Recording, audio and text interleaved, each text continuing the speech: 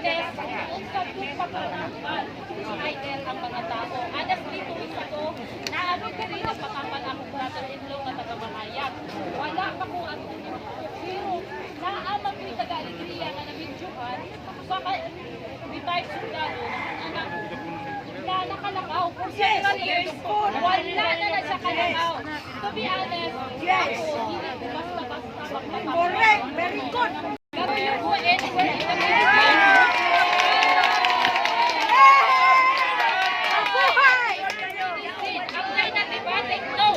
kaya supposed to be na tawi-tawi karon. Kanya lang naaman mi chance na makaari yun para matampalan because natagaan mi number nga 510. O nang sige sacrifice na ko po ang aping pananggal sa tawi-tawi. Si Ari Biliri, kanibali, kung kita mato sa Department of Health, kinahanglan suportahan ta nila. Kasi sa tama law, they are allowed to Yes!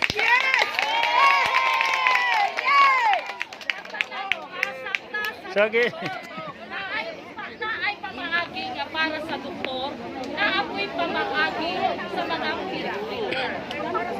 Okay,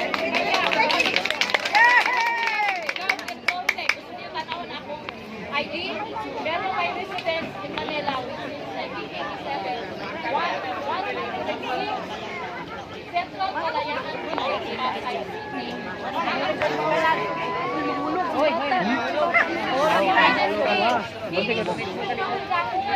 Ano, daghay man ang tao nga putri nga dili kaya Indog mo sa